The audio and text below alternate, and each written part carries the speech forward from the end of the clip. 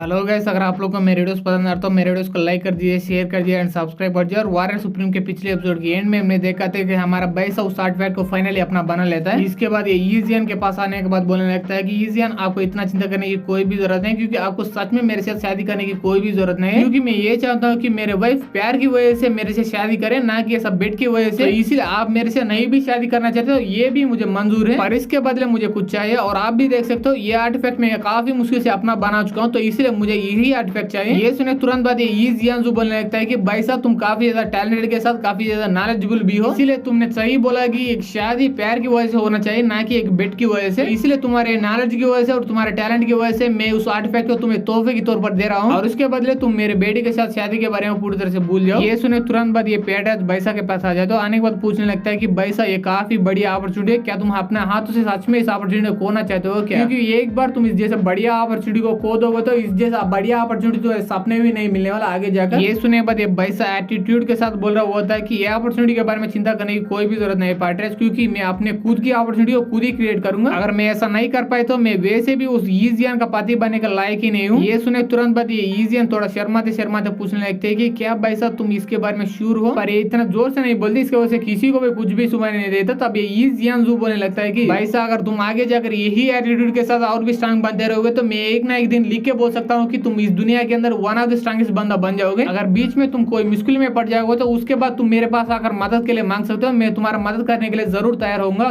तभी इसके सामने वो पेट्राज जाकर बोल रहा होता है कि अगर मेरे भाई फैमिली का बैसा को ही शादी करना नहीं पसंद है तो मैं कौन होता हूँ शादी को फोर्स करने वाला। तो इसलिए मैं भी अब डिक्लेयर कर रहा हूँ कि ये शादी ऑफिशियली कैंसिल हो चुका है। ये सुनने बाद ये जियांजू बोलने लगता है कि इसके बारे में आपको चिंता करने की कोई भी जरूरत नहीं, क्योंकि मुझे पूरा यकीन है कि जब तक आपके फैमिली अंदर वो बैसा होगा तब तक आपका भाई फैमिली आगे बढ़ती ही रहेगी। और तभी हम देखते हैं बैयुन वहां सुमड़ी से निकलने की कोशिश कर रहा होता है। इसे देखने के बाद भाई साहब बोल रहा होता है, बैयुन तुम कहां पर जाने के बारे में सोच रहे हो? मैं भी मानता हूँ मेरे बीच का और ईजियन के बीच का बेट अब पूरी तरह से कैंसिल हो चुका है, पर मेरे बीच का और तुम्हारा बीच का बेट अभी तक है। तो इसलिए चुपचाप मेरे सामने आ जाओ और मेरे सामने आकर माफी मांग लो मुझसे। और ये सुने के बाद बैयुन वहीं पर रुक जाता है और अपने मन ही मन सोचने लगता है, अरे यार ये कचरा अभी तक उस बेट के बारे में भूल ही नहीं गया। ये सोचने तुरंत बाद ये ना चाहकर भी बैसा के सामने आ जाए, तो आने के बाद बोलने लगता है कि प्लीज बैसा मुझे माफ कर दो, मैं ही वहां पर गलत थी। ये सुने के बाद बैसा बोलने लगता है कि क्या क्या क्या मुझे सुना ही नहीं दिया, तुमने क्या बोला? क्या आजकल हमारे भाई फैमिली तुम्हें अच्छा खाना नहीं दे रहा है क्या? तुम इतना धीरे से बोल रहे हो, इसलिए जोर से बोल रहे। ये सुने बाद बैयुन काफी जोर से बोलता है कि मैं गलत था, तो इसलिए प्लीज मुझे माफ कर दो भाई साहब। ये बोलने के बाद ये बैयुन अपने मन ही में सोचने लगता है कि भाई साहब, तुम कचरे कह के इस अपमान का बदला मैं जरूर लेके रहूंगा, इसके बाद तुझे जान से मार डालूंगा, और मैं ऐसा नहीं कर पाए तो मेरा नाम बैयुन ही नहीं है। इसके बाद भाई साहब पेट्राज के सामने आकर बोल रहा होता है, पेट्राज अब ये सारा कांड पूरी तरह से खत्म हो चुका है, तो इसलिए मैं रेस्ट करने के लिए अपना कमरे के अंदर जा रहा हूँ, क्योंकि मुझे भाई फैमिली के अंदर आफ्टरनून करने के लिए काफी ज्यादा काम है, तो इसलिए प्लीज मुझे अपने कमरे के अंदर जाने का इजाजत दीजिए। ये सुने तुरंत बाद ये पेट्राज बोलने लगता है कि अभी से तुम हमारे भाई फैमिली के अंदर किसी भी काम करने की कोई भी जरूरत नहीं, क्योंकि मैं फिर से तुम्हारे यंग मास्टर का पोजीशन तुम्हें वापस दे रहा हूँ, और इसके साथ ही तुम्हें पूरा 1 साल का सैलरी भी दे रहा हूँ, तो इसलिए तुरंत ही जाकर अकाउंट के पास वो सारे पैसे ले लो। और उतना ही नहीं, तुम हमारे भाई फैमिली के सारे लोगों की तरह ट्रेनिंग करने के लिए तुरंत ही आ जाना कल। ये सुने बाद भाई साहब बोल रहा होता, अगर ऐसी बात है पेट्राज, आपको काफी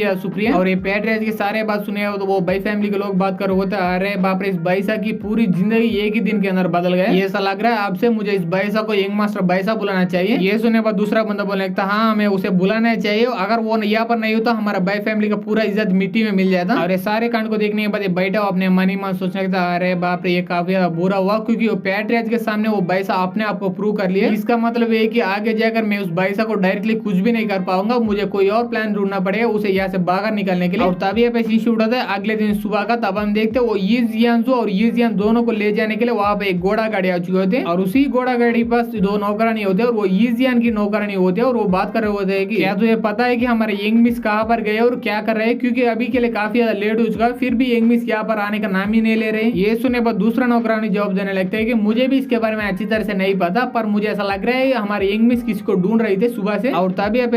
उसी यंग मिस की तरफ यानी जियान की तरफ वो सामने की तरफ देखकर बोल रहे होते, तो तुम यहाँ पर हो, मैंने तुम्हारे लिए काफी सारे जगह पर ढूंढ रहे थे सुबह से। और तब हम देखते वो सामने वाला बंदा और कोई नहीं हमारा बैसा होता है, और जमीन पर पड़ा हुआ पूरी तरह से सो रहा होता है, और इसकी आवाज सुने तुरंत बाद ये उठ जाता है और बोलने लगता है कि क्या तुम मेरे लिए ढूंढ रहे थे, पर क्यों? और मैंने सुना था कि तुम आज यहाँ से जाने वाले हो, तो क्या तुम यहाँ से नहीं जाने वाले हो, या वो उस ट्रिप को पूरी तरह से पोस्टपोन कर दिया गया? ये सुने बाद जियान बोलने लगता है, नहीं नहीं, मैं आज ही यहाँ से जाने वाला हूँ, तो इसीलिए मुझे सेंड ऑफ देने के लिए तुम वहां पर आ जाओ, और उसके साथ ही मुझे वो काफी सारे पिज्जा को बना दो, क्योंकि वो सारे पिज्जा मुझे काफी ज्यादा पसंद आया। ये सुने बाद भाई साहब बोलने लगता है कि मैं वो सारे पिज्जा तुम्हारे लिए बनाने के लिए बना सकता हूँ, पर अगर तुम्हारा फादर हम दोनों को एक ही साथ देख लिया तो उसके बाद पूरी तरह से गड़बड़ हो जाएगा, क्योंकि मुझे पूरा यकीन है कि तुम्हारा फादर को ऐसा लग रहा होगा अभी तुम्हारे बीच और मेरे बीच में शादी होने के चांसेस है, तो इसीलिए तुम्हारा फादर हम दोनों को कितना दूर हो सके उतना दूर करना चाहता है, तो इसीलिए मुझे भी तुम्हारा फादर को डिसअपॉइंट नहीं करना। ये सुने तुरंत बाद ईजियन ठीक है बोल के एक हेयर पिन को निकालते और उसे भाई साहब को देते हुए बोल रहा होता है कि भाई साहब मेरे बचपन से लेके अभी तक मेरा कोई भी अच्छा दोस्त नहीं है, तो इसीलिए मैं उम्मीद करता हूँ तुम मेरा एक अच्छा दोस्त बनोगे, और तुम्हें भी अच्छी तरह से पता है कि मैं आज ही ऐसे चले जाने वाली हूँ, तो इसीलिए मैं तुम्हें जाते जाते एक तोहफा देना चाहता हूँ, और वो एक हेयर पिन है, और वो हेयर पिन किसी और की नहीं बल्कि भाई साहब की माम की होती है। इसके वजह से इसे देखने के बाद भाई साहब बोल रहा होता है कि मुझे ऐसा लग रहा है इस हेयर पिन को मैं किस शॉप के अंदर बेच गया, उसी शॉप के अंदर जाने के बाद तुम इस हेयर पिन को खरीद चुके हो, क्योंकि ये हेयर पिन और किसी नहीं बल्कि मेरा माम की है। और ये सुनने के बाद ईजियन हंसते हुए बोला होता है अरे यार इसे देखने के बाद मुझे ऐसा लग रहा है एक जरूर फेट होगा, क्योंकि हेयर पिन पूरी तरह से घूम कर अपना ओनर के पास ही आ रहे हैं। ये सुनने के बाद भाई साहब बोलने लगता है नहीं इसकी कोई भी जरूरत नहीं, क्योंकि अभी के लिए ये हेयर पिन तुम्हारे पास ही रख लो, क्योंकि तुमने पहले ही बोला था कि हम दोनों अच्छे दोस्त है, तो इसलिए आगे जाकर हम दोनों दोस्त कभी मिलेंगे तो अब तब तुम इस हेयर पिन को मुझे फिर से वापस दे देना, और वैसे भी तुमने दोस्त की तोहफा के तौर पर मुझे वो कमाल का आर्टिफैक्ट ऑलरेडी दे चुके हो। ये सुनने बाद ईजियन बोलेगा हाँ वो सब तो ठीक है, पर आगे जाकर तुम्हें हेयर पिन इतना आसानी से नहीं मिलेगा, क्योंकि अगर तुम्हें सच में ये हेयर पिन चाहिए तो तुम्हें आगे जाकर मुझे हराना ही पड़ेगा। ये सुनने बाद भाई साहब भी मुस्कुराते बोल रहे होता हाँ मैं प्रॉमिस करता हूँ तुम्हें हराने के बाद भी मैं उस हेयर पिन को वापस ले लूंगा। ये सुनने बाद ईजियन वहां से जाने लगते हैं, जाते जाते पीछे मुड़कर बोलने लगते हैं कि क्या तुमसे मैं एक और क्वेश्चन पूछ सकता हूँ। ये सुनने के बाद भाई साहब जवाब देने लगते हैं हाँ पूछो पूछो। ये सुनने बाद ईजियन थोड़ा शर्माते शर्माते पूछने लगते हैं क्या तुम सच में मेरे साथ शादी नहीं करना चाहते हो। ये सुनने के बाद भाई साहब भी थोड़ा मुस्कुराते मुस्कुराते बोलने लगता है कि मैं श्योर हूँ या ना श्योर हूँ इसके बारे में मुझे भी अच्छी तरह से नहीं पता। ये सुने तुरंत बाद ईजियन फिर से इसके पास आ जाए, तो आने के बाद मुस्कुराते बोल रहे होते हैं तुझे इसके बारे में इतना ज्यादा सोचने की कोई भी जरूरत नहीं, क्योंकि मैंने यूं ही पूछी थी। इसके बाद वो एक पिल की बॉटल निकालते हुए बोल रहे होते हैं कि तुमने इस हेयर पिन को वैसे भी रेट कर लिया तो इसीलिए इस बॉटल को एक्सेप्ट कर लो, क्योंकि मुझे ऐसा लग रहा है तुम्हारे भाई फैमिली काफी बड़े खतरे में है, और तुम सच में इस भाई फैमिली को इस खतरे से बाहर निकालना चाहते हो तो तुम काफी ज्यादा स्ट्रांग बनने की जरूरत है तुरंत ही, और ऐसा जल्दी स्ट्रांग बनने में इस पिल तुम्हारा काफी ज्यादा मदद करेंगे। ये सुनने के बाद हमारा भाई साहब इस बॉटल को अपने हाथ में ले लेता है और उस बॉटल को ओपन करके देखते हैं, उसके अंदर एक रेड कलर की पिल होती है। इसे देखने के बाद पूरी तरह से चौंक जाता है और बोलने लगता है कि अरे बाप रे ये तो एक ब्लड डैन पिल है, ये काफी ज्यादा कीमती और रेयर होती है, क्योंकि इसको बनाने के लिए 10,000 साल पुराने जड़ी बूटी की जरूरत पड़ेगी, तो इसीलिए क्या तुम सच में इतना कीमती पिल को मुझे फ्री में देने वाले हो। ये सुनने बाद ईजियन वहां से ज्यादा ज्यादा बोल रहे तो हाँ मैं इस पिल को सच में तुम्हें फ्री में दे रहा हूँ, ये समझो ये तुम्हारे ऊपर का एक इन्वेस्टमेंट है, क्योंकि आगे जाकर तुमसे इससे भी काफी ज्यादा कीमती चीजें मैं छीन लूंगी, क्योंकि मुझे पूरा यकीन है कि तुम आगे जाकर काफी ज्यादा स्ट्रांग बन जाओगे, इसके साथ साथ काफी सारे कमाल के चीजों को भी कलेक्ट करोगे। ये बोल के वो ईजियन वहां से कम्प्लीटली चले जाते हैं, और ये सारे बात सुनने के बाद भाई साहब अपने मन ही मन सोचने लगता अरे बाप रे ये लड़की काफी ज्यादा अजीब है, और उसने ये भी बोल दिया था कि हमारे भाई फैमिली के ऊपर काफी बड़ा खतरा आने वाला है, इसका मतलब मेरे ऊपर भी खतरा आ सकती है, तो इसलिए मुझे कितना जल्दी हो सके उतना जल्दी और भी ज्यादा स्ट्रांग बना है। अभी के लिए मैं सेकंड स्टेज की 5th लेवल पर ही हूँ, और मुझे जल्दी से जल्दी कम से कम वो तीसरा स्टेज पर तो पहुंचना ही पड़ेगा। ये सोचने के तुरंत बाद वो फिर से अपने कमरे के अंदर आ जाता है, आने के तुरंत बाद वो वहीं पर बैठकर कल्टिवेट करना चालू कर देता है, और तभी हमारे ये एपिसोड यहीं पर खत्म हो जाता है। अगर आप लोगों को ये एपिसोड पसंद आए तो ये एपिसोड को लाइक कर दीजिए, शेयर कर दीजिए एंड सब्सक्राइब कर दीजिए। And thanks for watching guys.